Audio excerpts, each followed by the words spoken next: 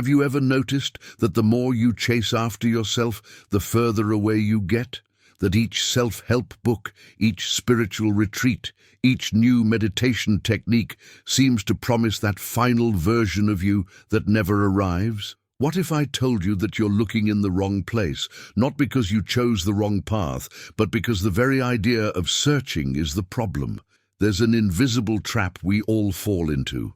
Modern culture has sold us a seductive lie, the idea that you need to find yourself, that somewhere, hidden beneath layers of social conditioning, trauma and fear, there's a true self waiting to be discovered, like a buried treasure that just needs to be unearthed. And so we begin this frantic journey. We travel to India, do ayahuasca in Peru, lock ourselves in silent retreats, devour books on Eastern philosophy, follow gurus on Instagram, all in search of that magical epiphany where we'll finally understand who we really are. But here's the truth nobody wants to hear. You can't leave yourself to find yourself because you were never lost. The observer and the observed are the same thing. Think about it. When you say, I need to find myself, who's looking and who's being sought? It's you looking for you. It's the mind trying to observe the mind. It's like an eye trying to see itself without a mirror. It's impossible because the instrument of the search is exactly what's being searched for. Eastern philosophers call this the subject-object problem. In the West, Descartes left us with the famous, I think, therefore I am. But he created a dangerous division. He separated the thinker from the thought. He created the illusion that there's a me sitting inside your head, like a pilot controlling a machine called the body. But what if there is no pilot? What if all that exists is the process of piloting? Alan Watts used to use a brilliant metaphor. He said that looking for yourself is like trying to bite your own teeth. You can try, you can spend years trying, but the structure of the problem makes it impossible, because the teeth are the instrument of biting. In the same way, you are the instrument of the search. There isn't a version of you observing another version of you from outside. There's only the continuous flow of experience happening. But this scares us, because we've been taught to believe that we need to control ourselves, improve ourselves, transform ourselves. The personal development industry thrives on this anxiety. It tells us you're not good enough yet, but with our method you'll finally get there. And there is always a future destination, a point on the horizon that moves away as you walk toward it. Here's the disturbing question we need to face. What if the search for yourself is exactly what's preventing you from simply being? Think about how you act when you're not trying to find yourself. When you're completely absorbed in a deep conversation, when you're creating something, when you're laughing without thinking, when you're present with someone you love. In those moments, where is the search? It disappears. And curiously, in those moments of self-forgetting, you're more you than ever. There's no self-examination, no internal mirror. There's only the natural flow of life through you. This doesn't mean self-knowledge is useless. It means we're misunderstanding what self-knowledge means. It's not about discovering a fixed identity, an immutable core that you'll finally unearth. It's about realizing that you are a process, not a thing. You are a verb, not a noun. You don't have a life, you are living. And this distinction changes everything, because if you are a process, then there's nothing to find. There's only what to observe moment to moment without judgment, without goal. You observe how your thoughts arise and disappear, how your emotions flow and change, how your preferences transform over time. And in that observation, without trying to fix anything, without trying to become anything, something extraordinary happens. You relax. I'll tell you something that might sound contradictory. The most authentic people you know aren't those who spent years looking for themselves. They're the ones who stopped looking. They didn't find a true self. They simply stopped pretending there was something to find. They accepted the fluidity, the contradiction, the complexity of being human. You can be introverted and extroverted, depending on the context. You can value freedom and security simultaneously. You can be wise and foolish on the same day. And all of this is you. There's no need to resolve these contradictions, to find a coherent narrative that unites everything. Because life isn't coherent. We are a collection of experiences, memories, impulses, fears, dreams, and reactions. And that's okay. If this idea has already resonated with you, imagine what comes next.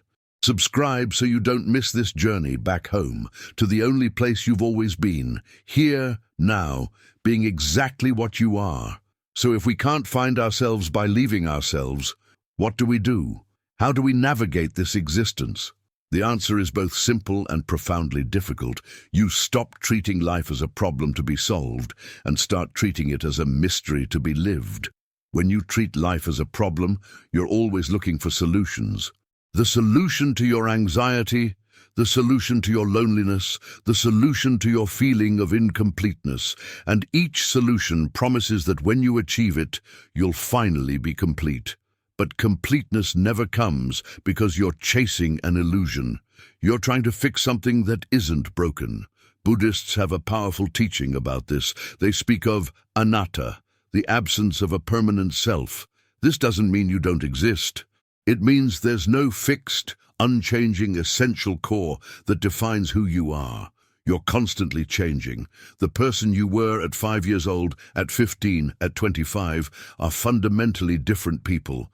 Same continuity of consciousness, but completely transformed content. Your cells have regenerated, your memories have reconfigured, your beliefs have changed. The self you think you're looking for is like a wave in the ocean looking for the true wave. The wave isn't separate from the ocean. It's a temporary expression of the movement of water. When it stops identifying as a separate entity, it realizes it was always the entire ocean. Now you might be thinking, but what about my goals, my values, my purpose? If there's no self to find, does all of this lose meaning? No. In fact, it liberates. Because you stop looking for a cosmic purpose written in the stars with your name on it and start creating purpose through your actions. You stop asking, who am I? And start asking, how do I want to be? And that's a question you answer every moment, with every choice, with every word, with every action. There's no final destination of self-realization. There's only the constant practice of becoming conscious, compassionate, present. I'll give you a practical example. Imagine you're in conflict with yourself. Part of you wants to quit your job and pursue a creative passion. Another part wants security and stability. The traditional self-knowledge approach would say, discover your true self, and it will tell you what to do. But this creates a paralyzing impasse, because both parts are you. There's no true answer hidden, waiting to be discovered. There's only you in this moment, weighing values, feeling fears, imagining futures. And the decision you make doesn't reveal who you really are. It creates who you're becoming. You don't discover your path, you build it step by step. But there's an even deeper secret that few know. The supreme irony is that the moment you stop looking for yourself, you become available to life in a way that was never possible before. Because the search for the true self is, at bottom, a form of spiritual narcissism. It's a sophisticated way of being obsessed with yourself. You become so focused on analyzing yourself, dissecting yourself, understanding yourself, that you lose the ability to simply be present to what's happening now, to the beauty of a conversation, to the depth of a connection, to the mystery of being alive. You trade direct experience for constant self-reflection, and in that process you lose life while trying to find yourself in it. The mystics of all traditions discovered this in different ways. In Zen, they have a saying, before enlightenment, chop wood, carry water. After enlightenment, chop wood, carry water. The implication is powerful. True transformation isn't about transcending your humanity or discovering some cosmic truth about who you really are. It's about returning to the ordinary with a different quality of presence. It's about doing the same things you've always done, but without the internal resistance, without the constant commentary from the mind saying you should be different, be somewhere else, be someone else. Rumi, the Sufi poet, wrote, Why are you so busy looking? You are the mine and the gem, the rock and the polisher, the rose and the gardener. You are all the elements simultaneously. There's no separation between who searches and what is searched for. And when this truth finally penetrates, not as an intellectual concept, but as lived experience, something is freed. The tension of trying to become dissolves, and what remains is simply this: you, here, now, complete and incomplete at the same time, perfect and imperfect, never lost and therefore incapable of being found.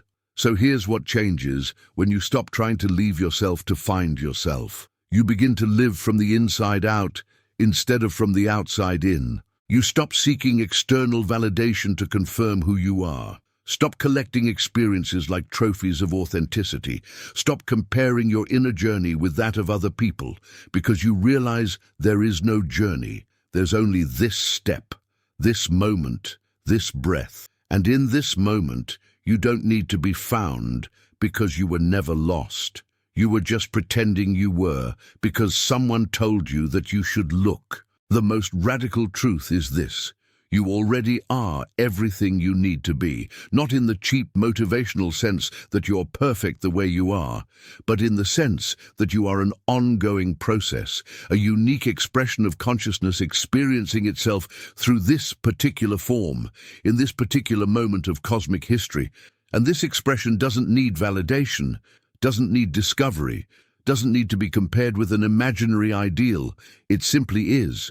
And in simply being, without agenda, without goal, without search, you find something that the search could never bring: peace. Not the peace of a solved problem, but the peace of realizing there was never a problem at all. You can't leave yourself to find yourself because you're already here. You always have been. The search was the only obstacle. And now that you see this, now that this truth resonates in the depths of your being, what remains?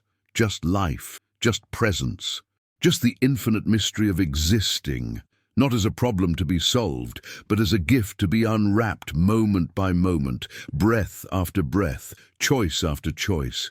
And in that unwrapping, you don't find yourself. You simply live, and living fully, without reservations, without search, without agenda, is the only thing you ever wanted to find. If this message touched something in you, if these words echoed in a deep place you didn't even know existed, leave a like, comment on what resonated most strongly, and subscribe to the channel. And most importantly, share it with someone who's tired of looking, someone who's ready to stop running and simply arrive. Because sometimes the right message at the right time can change everything. Not because it shows you where to go, but because it reminds you that you've already arrived.